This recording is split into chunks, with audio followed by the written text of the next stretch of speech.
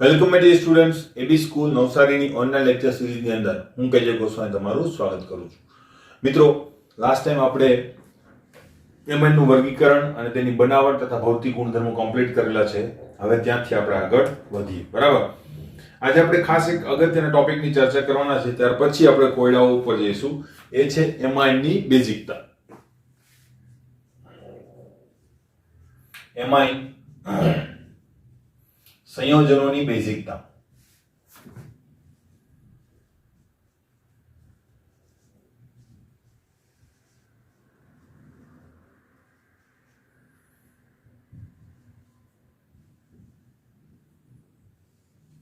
Clear? તો આ આપણો ટોપિક છે આજે. ખાસ અગત્યનો ટોપિક છે. બરાબર, આપણે ધ્યાન દઈને ધ્યાન રાખવાનું છે. બરાબર. તો જો પહેલી વાત કે ભાઈ કોઈ પણ સંયોજન જે છે એસિડિક છે કે બેઝિક, કેવી રીતે આપણને ખબર પડે? તો કે એસિડની બેઝ સાથે પ્રક્રિયા કરે અને ક્ષાર મળે, અને બેઝની એસિડ સાથે પ્રક્રિયા કરીએ અને શું મળે? ક્ષાર મળે. બરાબર. તો એમાઇન બેઝિક છે કેવી રીતે ખબર પડશે? તો કે એમાઇન સંયોજનો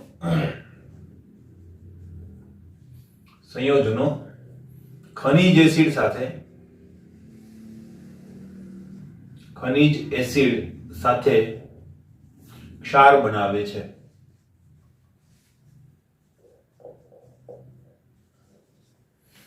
બરાબર. માટે એમાઇન સંયોજનો જે છે એ બેઝિક હોય છે એવું આપણે નક્કી કરી શકીએ. ક્લિયર? Next point. હવે એમાઇન સંયોજનોની જે બેઝિકતા છે એ શેના લીધે આવે છે? તો કે એમાઇન સંયોજનોની અંદર એક નાઇટ્રોજન છે. નાઇટ્રોજન ઉપર અબંધકારક ઇલેક્ટ્રોન યુગ્મ છે કે જે બેઝિકતા માટે જવાબદાર છે. તો આપણે લખી શકીએ કે નહીં? એમાઇનમાં રહેલ નાઇટ્રોજન પરમાણુ પર નું ઇલેક્ટ્રોન યુગ્મ કે જે અબંધકારક ઇલેક્ટ્રોન યુગ્મ તરીકે હોય છે, બરાબર, તેના લીધે બેઝિકતા જે છે એ જોવા મળે છે. હવે કોઈ પણ એમાઇન સંયોજન જે છે એને જો આપણે પાણીમાં નાખીએ, બરાબર, તો એ અલ્ટિમેટલી શું કરશે? પોતાનો બેઝિક સ્વભાવ જે છે દેખાડશે. તો એ બેઝિક સ્વભાવ કેવી રીતે આપણને જોવા મળે છે? તો જલીય દ્રાવણમાં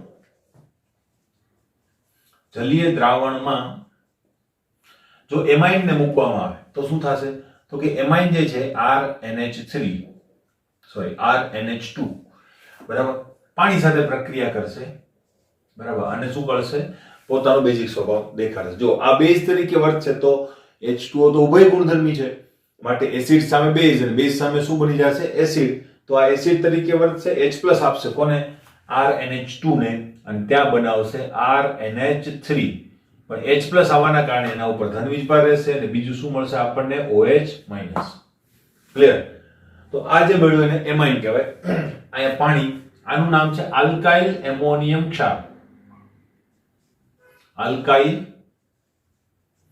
એમોનિયમ ક્ષાર. ક્લિયર? આલ્કાઇલ એમોનિયમ ક્ષાર. નેક્સ્ટ પોઈન્ટ લખીએ. હવે આ જે અહીંયા વસ્તુ થઈ, બરાબર, કે જે આયનીકરણ થયું, અથવા તો આપણે કહી શકીએ કે જે બેઝિક સ્વભાવ આપણને જોવા મળ્યો, એ એક સંતુલિત પ્રણાલીની અંદર હોય છે. પ્રક્રિયકોમાંથી નિપજો અને નિપજોમાંથી પ્રક્રિયકો. તો આ સંતુલન માટે જો આપણે કોઈ સંતુલન અચળાંક લખીએ KEQ, અથવા તો ખાલી K પણ તમે લખી શકો, બરાબર. EQ નો મતલબ થાય છે ઇક્વિલિબ્રિયમ કોન્સ્ટન્ટ. તો ઇક્વિલિબ્રિયમ કોન્સ્ટન્ટ તરીકે જો આપણે KEQ લખીએ તો શું આપશે? તો કે નિપજ ભાગ્યા પ્રક્રિયક. તો નિપજ શું છે આપણી પાસે? RNH3+ અને ઇન્ટુ શું થઈ જશે? OH- ભાગ્યા શું આવશે આપણી પાસે? RNH2 into H2O. ક્લિયર? પાણી જે છે દ્રાવક છે, એની સાંદ્રતાને આપણે અચળ લઈ લઈએ, આની સાથે ગુણી દઈએ તો શું મળશે આપણને? એક નવો અચળાંક મળશે કે નહીં? Kb, જેને આપણે કહીએ છીએ તે. તો Kb શું મળશે આપણને? RNH3+ OH- ભાગ્યા RNH2. H2O ને આની સાથે ગુણ્યા એટલે મારે લખવું પડે કે જ્યાં, કારણ કે એક સ્ટેપ આપણે વચ્ચે સ્કીપ કરેલું છે, બરાબર, જ્યાં Kb શું થશે? તો કે KEQ ઇન્ટુ H2. અને કહેવામાં શું આવે છે તો કે બેઝનો વિયોજન અચળાંક.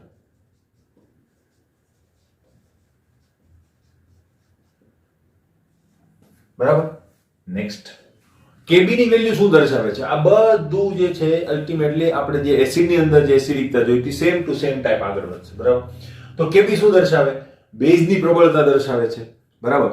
કેબી ની વેલ્યુ જેટલી વધારે એટલી બેઝિકતા કેવી હશે? વધારે હશે. તો અહીં લખી દેવાય કે કેબી વધુ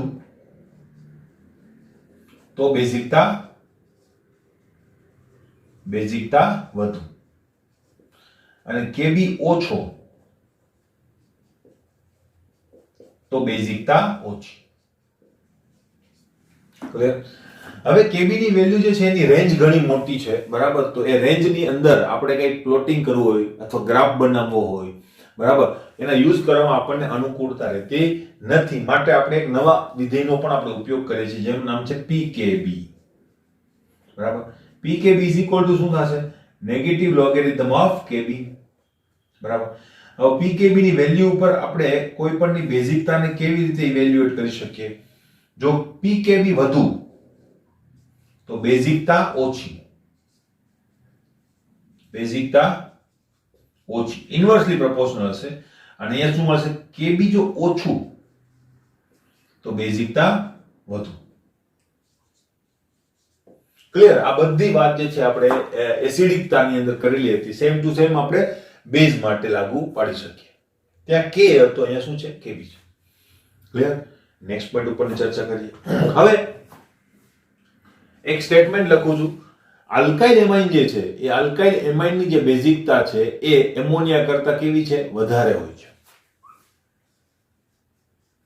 આલ્કાઇલ એમાઇનની બેઝિકતા એમોનિયા કરતા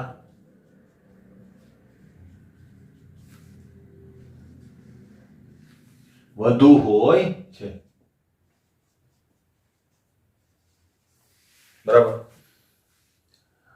હવે આલ્કાઇલ એમાઇનની બેઝિકતા શા માટે વધુ હોય છે તો એની વાત કરીએ. એ કારણ તરીકે પણ તમને પૂછાઈ શકે, તો લખી શકીએ આપણે. કારણ કે આલ્કાઇલ એમાઇન જે છે, બરાબર, આલ્કાઇલ એમાઇન માનો આલ્કાઇલ સમૂહ ઇલેક્ટ્રોન દાતા હોવાના કારણે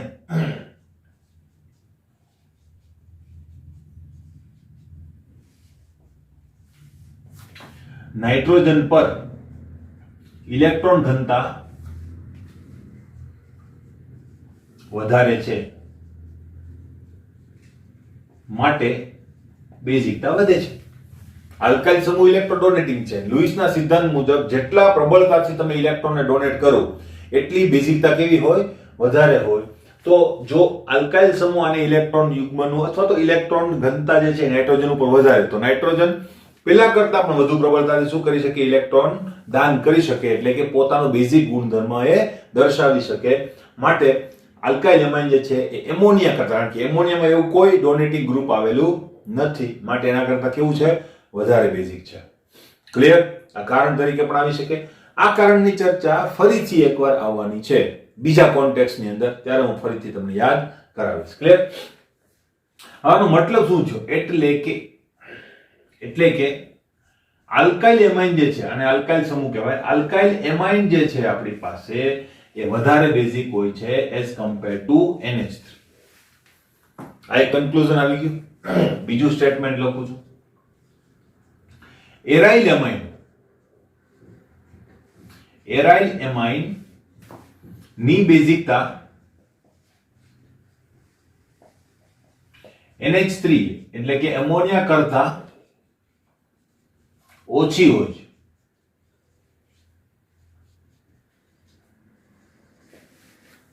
એરાઇલ એમાઇન ની બેઝિકતા NH3 કરતા ઓછી હોય છે. હવે એવું કેમ? બરાબર. તો એનું કારણ છે, કારણ કે ફિનાઇલ અથવા તો એરાઇલ સમૂહની ઇલેક્ટ્રોન ખેંચનાર અસર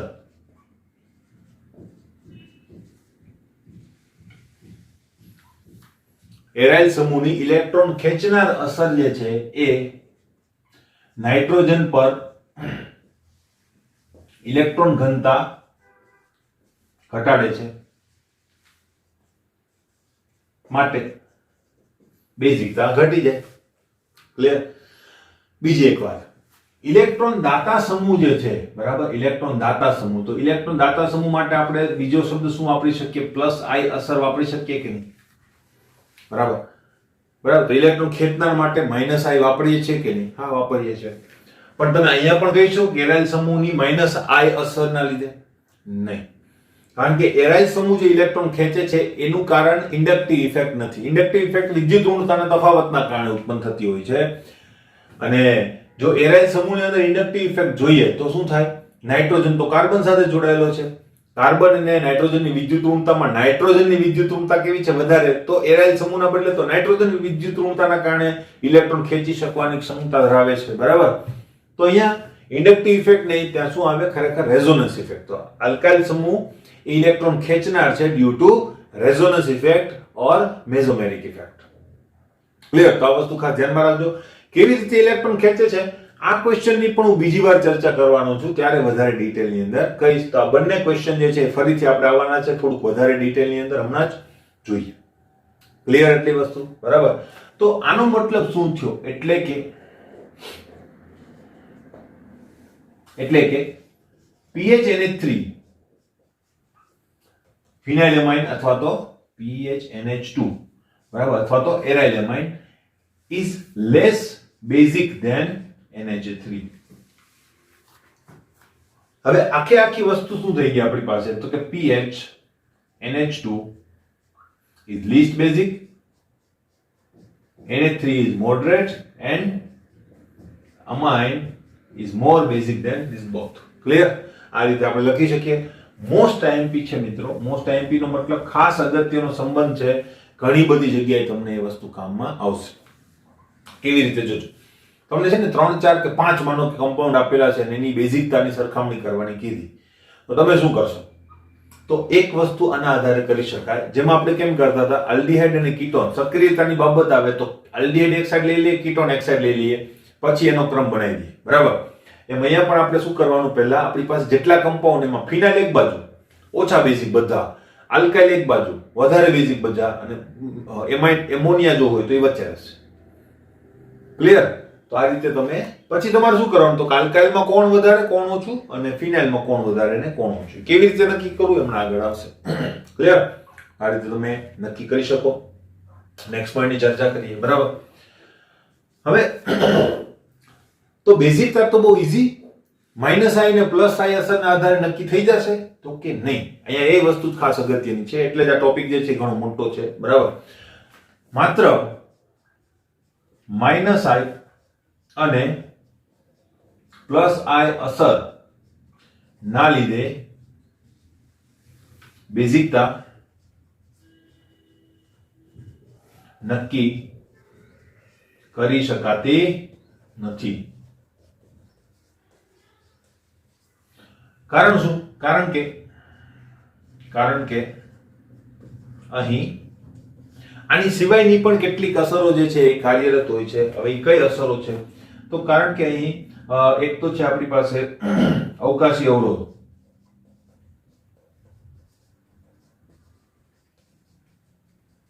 બરાબર, અને સોલ્વેશન, જેને ગુજરાતીમાં દ્રાવક યોજન કહેવામાં આવે છે. પાણી હોય તો જલયોજન કહેવાય, ઇંગ્લિશમાં હાઇડ્રેશન કહેવાય. બરાબર. આ અસરો પણ ત્યાં કારણભૂત હોય છે બેઝિકતા વધારવા કે ઘટાડવા માટે. તો આને પણ આપણે સમજવી જોઈએ. ક્લિયર? તો એક પોર્શન જે છે કમ્પ્લીટ થાય છે. આની અંદર આ વસ્તુ ખાસ અગત્યની છે જે મેં તમને કીધી. બરાબર. હવે નેક્સ્ટ પોઈન્ટ ઉપર જઈએ. બરાબર. તો હવે મારે આ કાઢવું પડશે, કાઢી નાખું.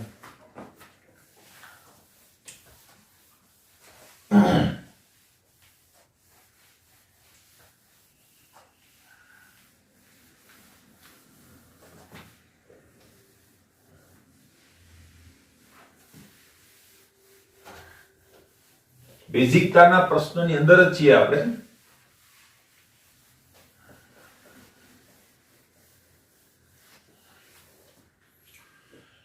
Go next. નેક્સ્ટ છે આપણી પાસે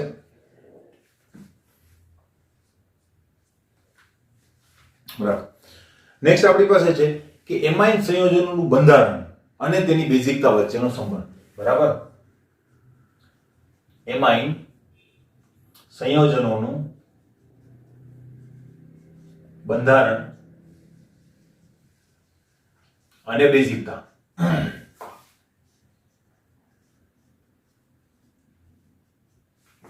બરાબર. તો આની હવે ચર્ચા આપણે કરીશું. હવે જો એની અંદર શું છે જોઈ લઈએ. જો પહેલી વાત અહીંયા હું બે સ્ટેટમેન્ટ લખીશ. બરાબર. કે એસિડિકતા વધારે છે એનું એક બીજું કારણ શું છે, સોરી બેઝિકતા વધારે છે તો એનું એક બીજું કારણ શું હોઈ શકે અથવા તો કેવી રીતે આપણે નક્કી કરી શકીએ. તો એમાઇનની બેઝિકતા એ H+ મેળવવાની કે પ્રોટોન મેળવવાની સરળતા પર આધારિત છે.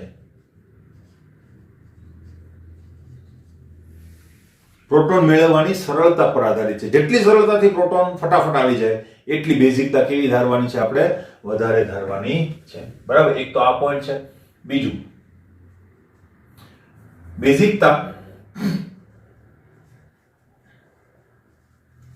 બેઝિકતા H+ મેળવી બનતા કેટાયનની સ્થાયીતા પર પણ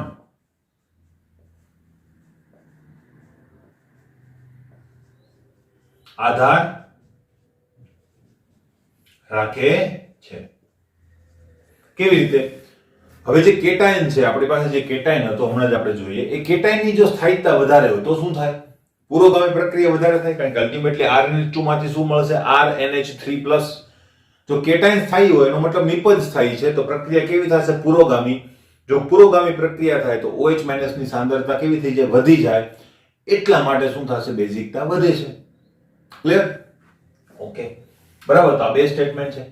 હવે આ બે સ્ટેટમેન્ટ ઉપર ફરીથી મેં તમને કીધું એ પ્રમાણે પેલા બંને ક્વેશ્ચન જે છે એને શું કરીશું? આપણે ફરીથી રીઝન આપીશું. બરાબર. તો એની અંદર મારો પહેલો ક્વેશ્ચન અહીંયા આવે છે. બરાબર. નંબર 1, અલ્કાઇલ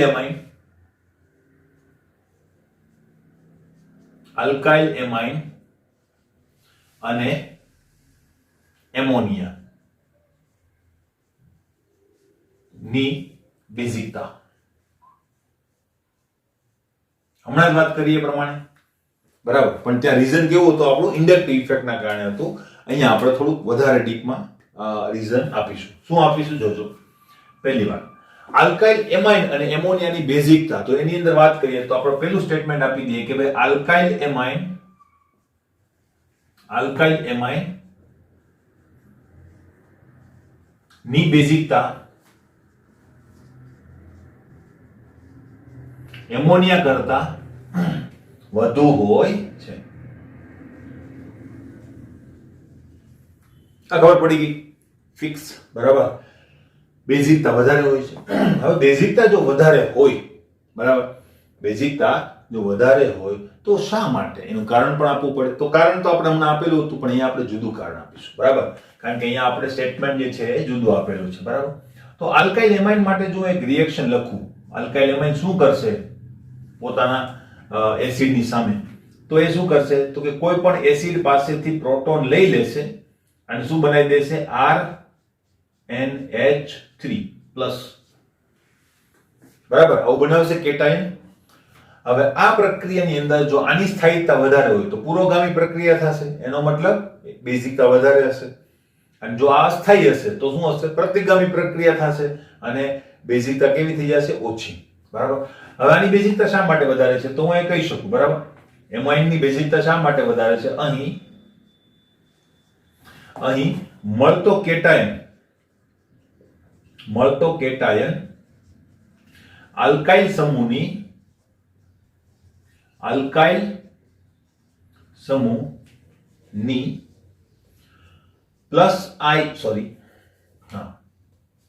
પ્લસ આઈ અસર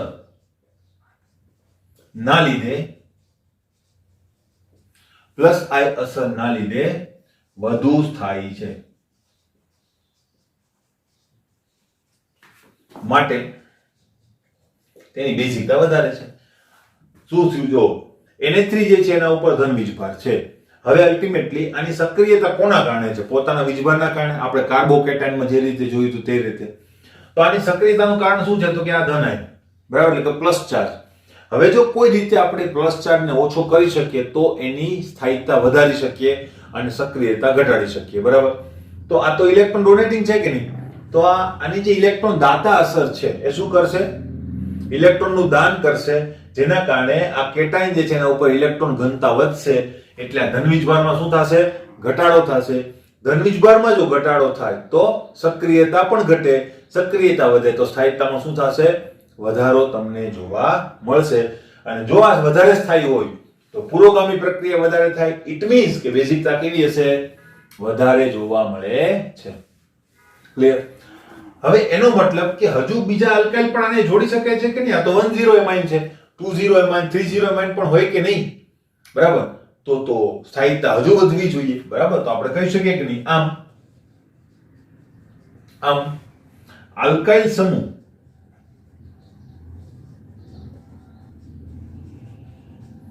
વધવાથી બેઝિકતા વધવી જોઈએ, પરંતુ આવું માત્ર વાયુ અવસ્થામાં જોવા મળે છે. માત્ર વાયુ અવસ્થામાં જોવા મળે, બીજે ક્યાંય જોવા મળતું નથી. માટે હું કહી શકું કે વાયુ અવસ્થામાં ક્રમ જે છે બેઝિકતા શું હોય છે? તો કે 30 is most basic, then 20 and 20 is most basic, then 10 અને છેલ્લે કોણ આવશે? આપણું એમોનિયા. ક્લિયર? તો આ ક્રમ વાયુ અવસ્થામાં જ સાચો છે, જલીય દ્રાવણમાં આ ક્રમ અનુસરાતો નથી. હવે એનું કારણ પણ આપણે લખીએ. કારણ કે જલીય દ્રાવણમાં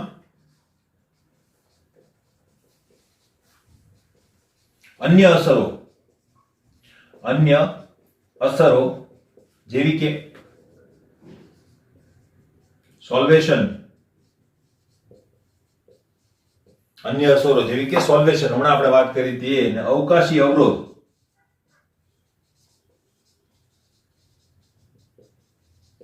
પણ અસર કરતા હોય છે બેઝિકતા ઉપર. ક્લિયર? તો આ વસ્તુ થઈ ગઈ. હવે આ બે વસ્તુ એટલે કે આ સોલ્વેશન અને અવકાશી અવરોધ કેવી રીતે અસર કરે છે, તો હવે એની પણ માહિતી આપણે મેળવવી જોઈએ કે નહીં? બરાબર. તો હવે એની માહિતી થોડીક મેળવી લઈએ આપણે કે સોલ્વેશન કેવી રીતે કામ કરે છે. બરાબર. તો અહીં લખીએ સોલ્વેશન અને બેઝિકતા. કોના માટે આપણે વાત કરીએ છીએ? આલ્કાઇલ એમાઇન માટે. બરાબર. એરાઇલ એમાઇન નું અહીંયા કાંઈ કામ છે નહીં. જો આના માટે આપણે જોઈએ સોલ્વેશન અને બેઝિકતા માટે, બરાબર, તો શું થશે? તો જો પહેલી વાત, સોલ્વેશન એટલે શું?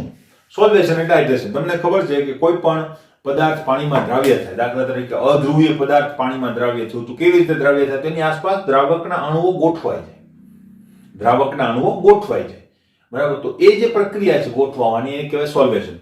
સોલ્વેશન થી બેઝિકતાને શું ફાયદો થાય? તો એ વસ્તુ અહીંયા લખી દઉં તમને કે સોલ્વેશનના કારણે શું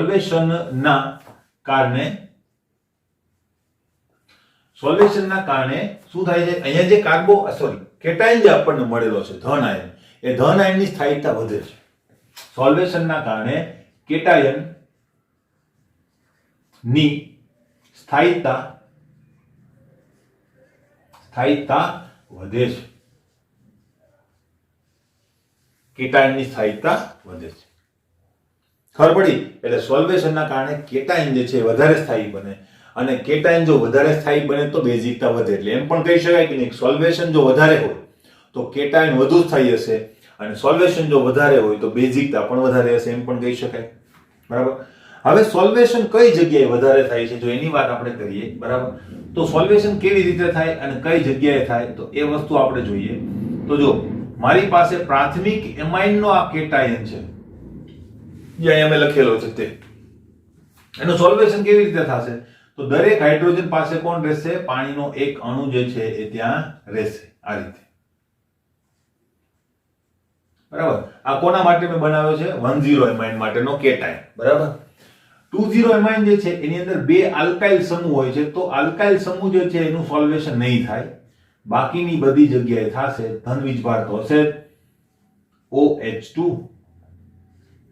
OH2 કોના માટે મેં લખેલું છે? 20 માટે.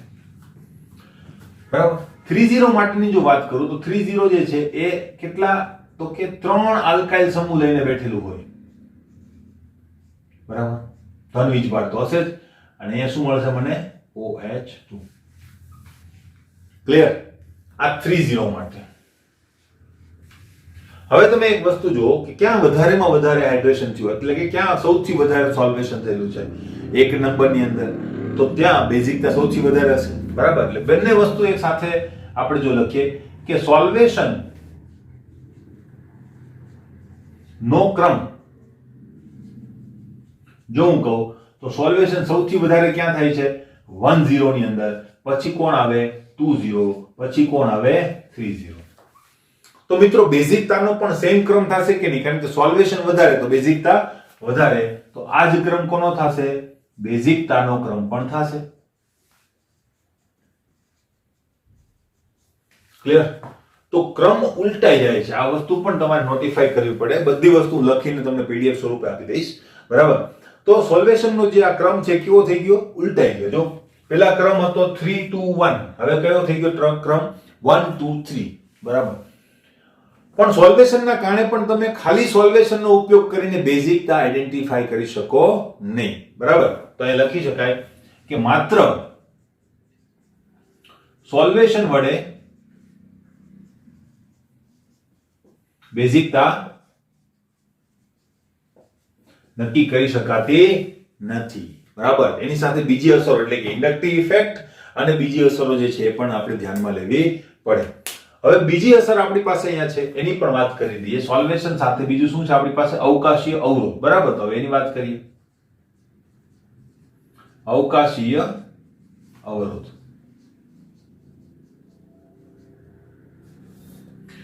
અવકાશી અવરોધની જો વાત કરીએ તો અવકાશી અવરોધ શું કરે છે? પહેલી વાર, બરાબર, અવકાશી અવરોધ જો વધારે હોય, અવકાશીય અવરોધ H+ મેળવવાની સરળતા ઘટાડે છે.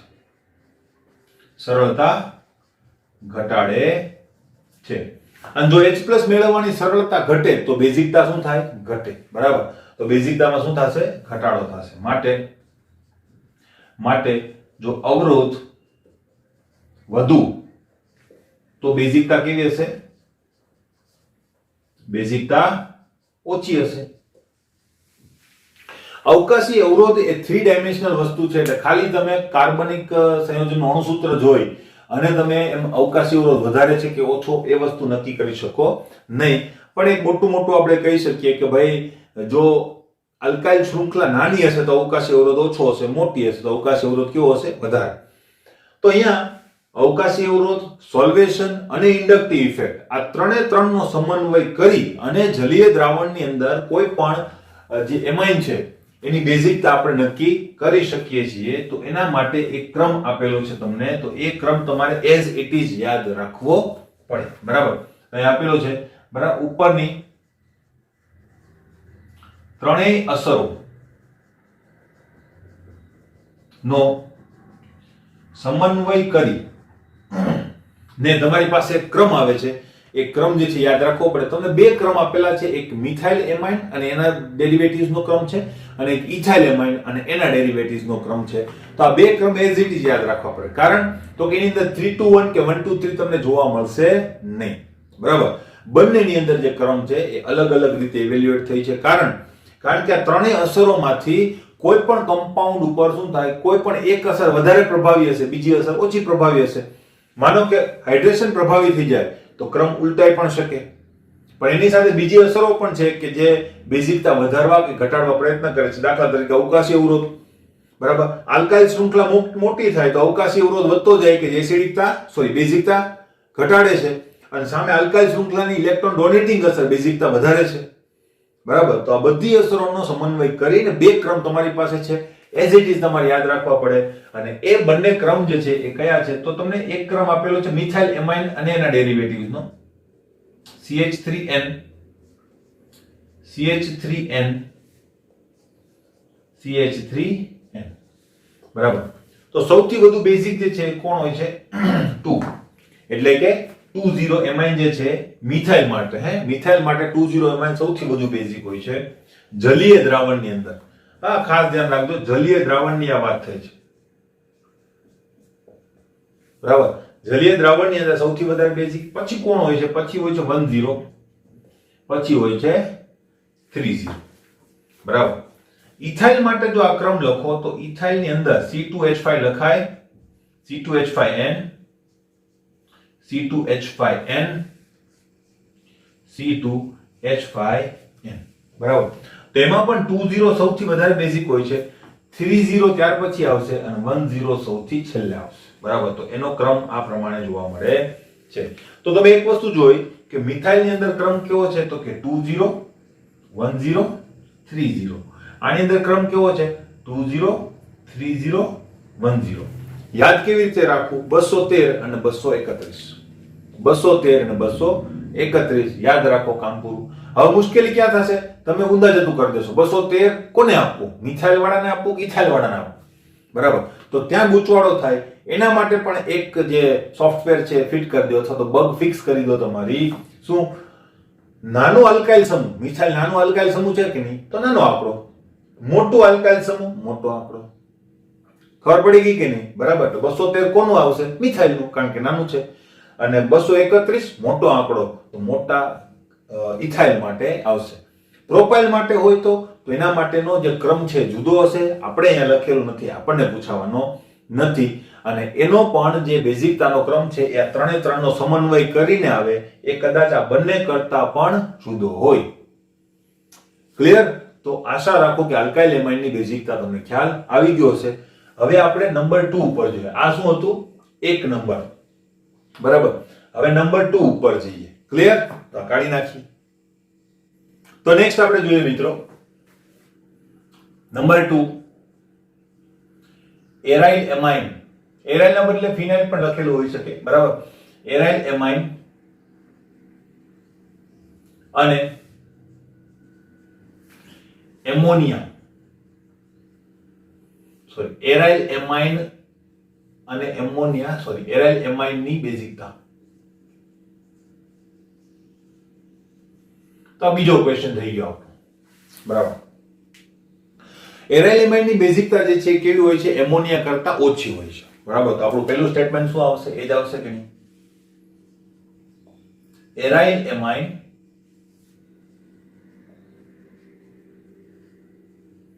ની બેઝિકતા NH3 કરતા ઓછી હોય છે.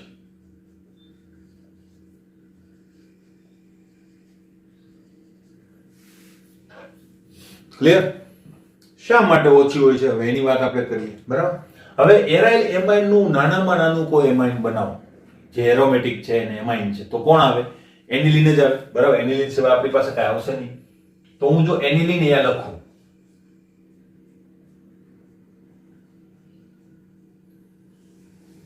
બરાબર, તો એનિલીન ની જે બેઝિક કેરેક્ટરિસ્ટિક છે એ આપણે same to same alkyl amine ની જેમ જ દર્શાવી શકીએ કે નહીં? એ પણ H+ મેળવશે અને શું બની જશે? કેટાઇન બનાવશે, NH3+, બરાબર. આને કહેવાય એનિલીન. એવી જ રીતે આને કહેવાય એનિલિનિયમ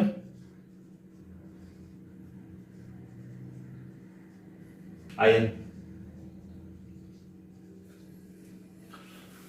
હવે શું થાય છે જો પહેલી વાત કે હું એમ કહું છું કે અલ્ટિમેટલી આની બેઝિકતા ઓછી છે. એનું કારણ શું છે તો કે એનિલિનિયમ આયન જે છે એની સ્થાયિકતા આના કરતા કેવી છે ઓછી છે. માટે પ્રક્રિયા કેવી થઈ જાય છે પ્રતિગામી થાય છે. પ્રક્રિયા કેવી થાય છે પ્રતિગામી થાય છે. ખબર પડી. હવે કેમ ઓછી છે તો એનિલિનિયમ આયન અને એનિલિન આ બંનેની સ્થાયિકતાની સરખામણી આપણે તેમના સમસ્પંદન બંધારણો વડે કરી શકીએ કે નહીં. બરાબર. તો જો હું એનિલિન માટેના સંસ્પંદન બંધારણો જો અહીં દોરું બરાબર તો એનિલિન માટેના સંસ્પંદન બંધારણો આપણને 5 પ્રકારના મળે છે. તમને ખ્યાલ છે ને આપણે વારંવાર કેટલી વાર દોરેલા છે. તો અહીંયા આ રીતે હું લખી શકું આ બે બંધ ઇલેક્ટ્રોન જે છે જે અબંધકારક ઇલેક્ટ્રોન યુગ્મ છે એ નીચે દ્વિબંધ બનાવવાની કોશિશ કરશે એટલે આ કાર્બન આ બંધ તોડીને ઇલેક્ટ્રોન ક્યાં ટ્રાન્સફર કરી દેશે બાજુના કાર્બનની ઉપર. બરાબર. તો અહીંયા આ પ્રકારની રચના તમને જોવા મળે. અહીં ડબલ બોન્ડ બની જશે NH2 બની જશે. એના પોતાના ઇલેક્ટ્રોન દૂર ગયેલા છે એટલે એના ઉપર શું આવશે ધન વીજભાર. અહીંના જે ઇલેક્ટ્રોન હતા એ આ કાર્બન ઉપર શિફ્ટ થઈ જશે અને આ બંને બંધ તો હતા જ. આ ઇલેક્ટ્રોન જે છે પાછો અહીંયા બંધ બનાવવાની કોશિશ કરશે એટલે આના ઇલેક્ટ્રોન ક્યાં ટ્રાન્સફર થઈ જશે એની બાજુના કાર્બનની ઉપર. હવે ત્યાં જશે એટલે તરત જ તમારો માઈનસ ચાર્જ જે છે સીધો ચોથા સ્થાન ઉપર શું થઈ જશે શિફ્ટ થઈ જશે. અહીંયા એક નવો બંધ બનેલો હશે. આ બંધ તો હતો જ. થઈ ગયું. બરાબર. નેક્સ્ટ હવે શું થશે હવે તમારી પાસે પાછું બરાબર આ રીતે ડબલ બોન્ડ NH2 પ્લસ. હવે આ પાછું અહીં બંધ બનાવશે. આ બંધ તૂટી ઇલેક્ટ્રોન પાછા ટ્રાન્સફર થઈ જશે. બરાબર. તો ટ્રાન્સફર થઈ અહીંયા એક નવો બંધ બનશે. આ બંધ હતો જ પહેલેથી અને અહીંયા નવો બંધ. બરાબર. આ બંધ જે છે સોરી અહીંનો જે બંધ છે તૂટીને ઇલેક્ટ્રોન ક્યાં ટ્રાન્સફર થઈ ગયા છે 2 પોઝિશન ઉપર. ક્લિયર. હવે આ ઇલેક્ટ્રોન ફરીથી અહીંયા આવવાનો પ્રયત્ન કરશે અને ઇલેક્ટ્રોન જ્યાંથી આવ્યા હતા ત્યાં પાછા રિટર્ન થઈ જશે અને આ પ્રકારનું લાસ્ટ બંધારણ મને મળશે.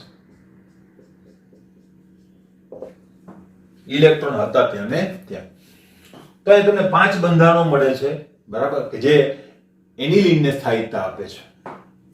બીજી વાત કરીએ એનિલિનિયમ આયન માટે આપણે જો જોઈએ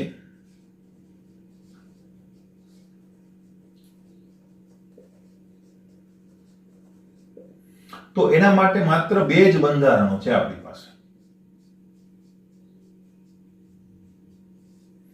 એક આ બીજું આ બંધારણ.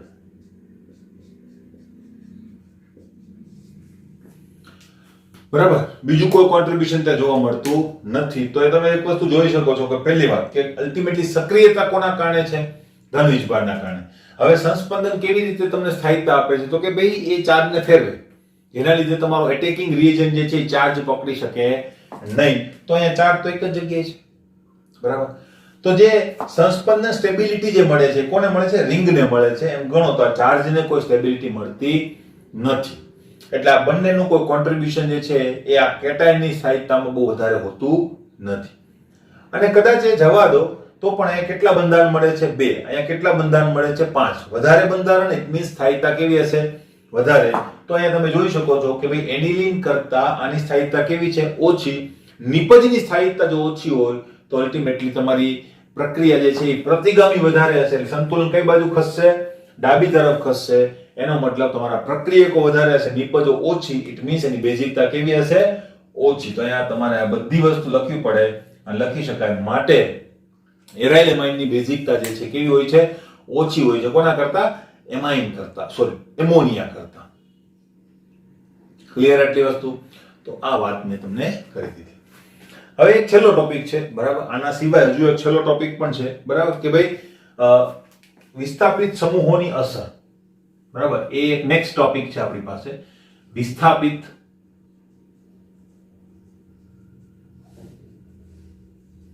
સમૂહોની અસર.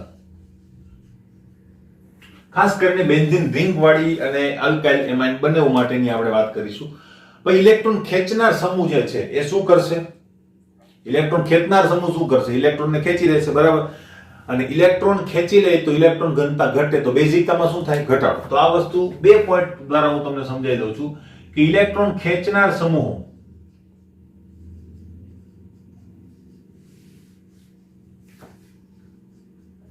બેઝિકતા ઘટાડે અને સામે ઇલેક્ટ્રોન દાતા સમૂહો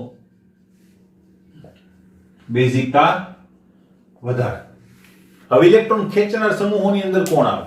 જો બેન્ઝીન રિંગની વાત કરો તો બેન્ઝીન રિંગ ઉપર કોણ ઇલેક્ટ્રોન ખેંચનાર થશે? તો કે ભાઈ NO2 બરાબર, CF3, CCl3 આ બધા ઇલેક્ટ્રોન ખેંચનાર થશે. એવી જ રીતે COOH, SO3H બરાબર, COCA3 આ બધા જે છે એ બધા કેવા થશે? ઇલેક્ટ્રોન ખેંચનાર. એનું લોજિક મેં તમને પહેલા કીધેલું છે બરાબર.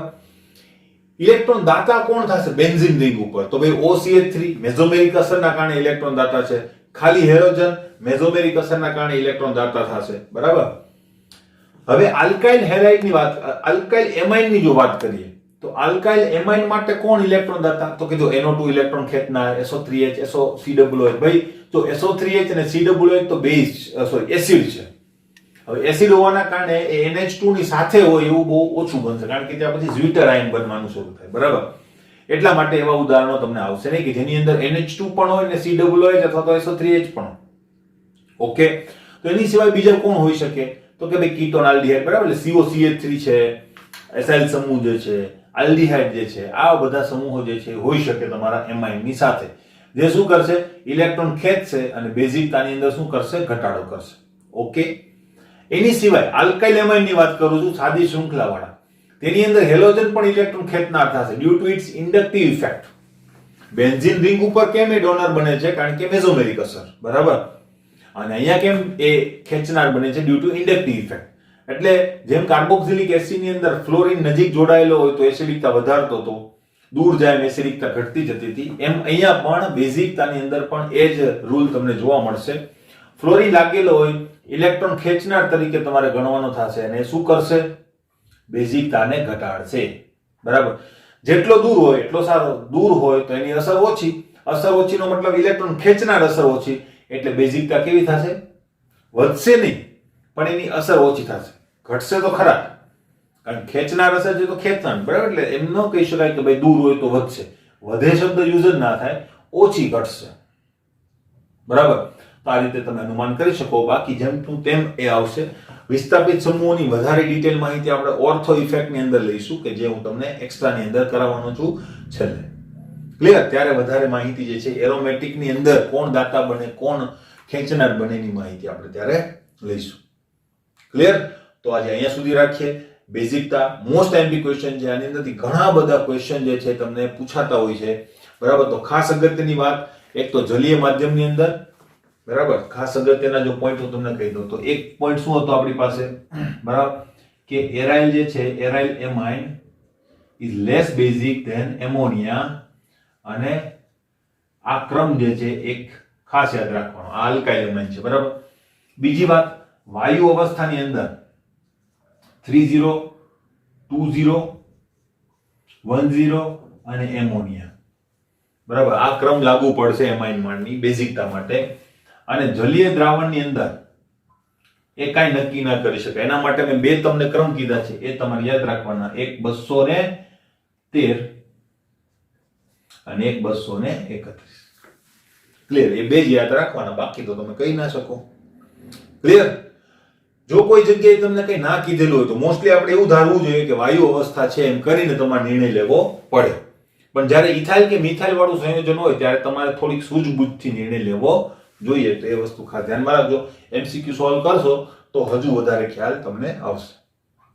ક્લિયર? તો મળીએ નેક્સ્ટ વિડીયોની અંદર.